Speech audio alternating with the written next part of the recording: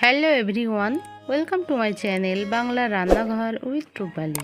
আশা করছি আপনারা যে যেখানেই আছেন সুস্থ আছেন, ভালো আছেন। আজকে চিকেনের একটি দুর্দান্ত রেসিপি নিয়ে হাজির হয়েছি। চিকেন সাধারণত আমরা নানা রকমভাবে রান্না করে থাকি। আজকে চিকেন রান্নাটা চেষ্টা করেছি ভিন্ন স্টাইলে রান্না করার। তো এর জন্য কিন্তু আপনাদেরকে ভিডিওটি প্রথম থেকে শেষ পর্যন্ত দেখতে হবে। কথা না বাড়িয়ে চলুন তাহলে মূল রান্নাতে চলে যাই। চিকেন রান্নার জন্য এখানে আমি একটা স্পেশাল মশলা তৈরি করে নেব। এর জন্য এখানে 8 থেকে 10টার মতো কাজু বাদাম প্রথমে একটা মিক্সির বাটিতে নিয়ে নিলাম। 2 টেবিল চামচ গুঁড়ো দুধ নিয়ে নিলাম। 8 থেকে 10 কোয়ার মতো রসুন নিয়ে নিলাম। আর 2 ইঞ্চি মতো আদা নিয়ে নিলাম। দিয়ে দেব 3টে কাঁচা লঙ্কা। তারপর এখানে দিয়ে দেব 2টো মিডিয়াম সাইজের কুচনো পেঁয়াজ। একটা বড় টমেটোর অর্ধেকটা স্লাইস করে কেটে সেটা মিক্সির মধ্যে দিয়ে নিলাম। এবারে এই কয়েকটা উপকরণ খুব সুন্দর মিহি করে পেস্ট বানিয়ে নেব।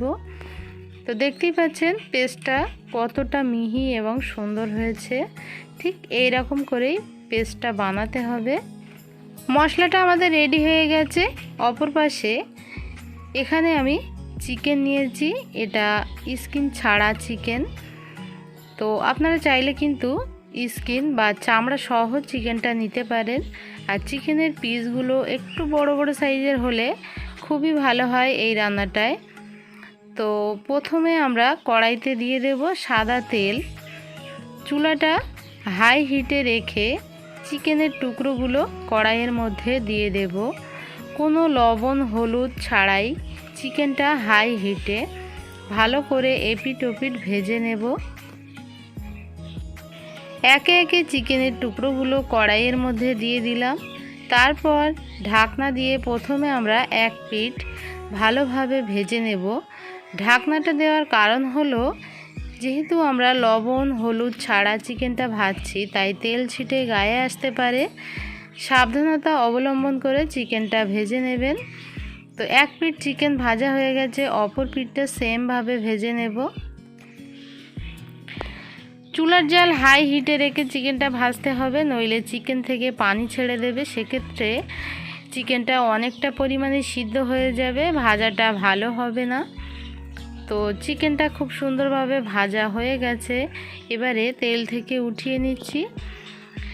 এবারে কড়াইয়ের মধ্যে অবশিষ্ট একটু তেল আছে, তার মধ্যে আরও একটু সরিষার তেল দিয়ে দিলাম। তারপর চুলার জাল কমিয়ে রেখে 1 চা চামচ কাশ্মীরি লঙ্কা দিয়ে দিয়েছি, 1 চা চামচ হলুদ দিয়ে দিয়েছি, 1 চা চামচ ভাজা জিরার গুঁড়ো, 1 চা চামচ ধনিয়া গুঁড়ো, স্বাদ মতো লবণ দিয়ে দিলাম। এবারে এই কয়েকটা শুকনো উপকরণ তেলের সঙ্গে 10 সেকেন্ড মতো ভেজে নেব। তারপর দিয়ে দেব সেই আগে থেকে রেডি করে রাখা মশলাটা। সম্পূর্ণ মশলাটা তেলের মধ্যে ঢেলে দিয়েছি। এবারে এই মশলাটা আমরা খুব সুন্দরভাবে তেলের সঙ্গে কষিয়ে নেব। সময় নিয়ে আস্তে ধীরে মশলাটা কষাতে হবে, কোনোভাবেই যেন পুড়ে না যায়, তাহলে কিন্তু চিকেনের টেস্টটা একেবারে নষ্ট হয়ে যাবে। আর মশলার বাটিটা ধুয়ে অল্প একটু পানি দিয়ে খুব সুন্দরভাবে তেল ছাড়া অবধি মশলাটা আমরা কষিয়ে নিয়েছি। মিনিমাম 5 থেকে 6 মিনিট ধরে এই মশলাটা চুলার জাল কমিয়ে কষিয়ে নিতে হবে, নইলে কিন্তু এই চিকেনের স্বাদটাই একেবারে নষ্ট হয়ে যাবে। তো মশলাটা কষানো হয়ে গেলে তারপরে আগে থেকে ভেজে রাখা চিকেনগুলো আমরা দিয়ে নিলাম।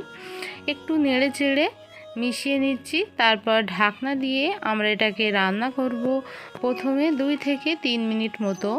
আবারও বলছি, অবশ্যই খেয়াল রাখবেন চুলার জাল কমিয়ে তারপর এই চিকেনটা রান্না করে নেবেন। 2 থেকে 3 মিনিট পর আমরা আবারও ফিরে এলাম। তারপর আবারও উল্টে পাল্টে চিকেনগুলো আলতো হাতে নেড়ে চেড়ে মিশিয়ে নিচ্ছি। আর এ পর্যায়ে নিশ্চয়ই দেখতে পাচ্ছেন যে চিকেনটা কতটা লোভনীয় হয়েছে। চিকেনটা খুব ভালোভাবে উল্টে পাল্টে মিশিয়ে নেওয়ার পর এখানে আমরা অল্প একটু পানি ব্যবহার করব। আর পানিটা কিন্তু অবশ্যই ফুটন্ত গরম পানি ব্যবহার করতে হবে। তো সামান্য একটু পানি দিলেই হবে। চিকেনটা যেহেতু আমাদের ভাজা আছে, মশলাটা কষিয়ে নিয়েছি, এবারে চিকেনের ভিতরটা সিদ্ধ হওয়ার জন্য এই পানিটা দেওয়া। উপর থেকে একটু ধনিয়া পাতা ছড়িয়ে দিলাম। আপনাদের হাতের কাছে যদি থাকে দেবেন, না হলে দেওয়ার দরকার নেই।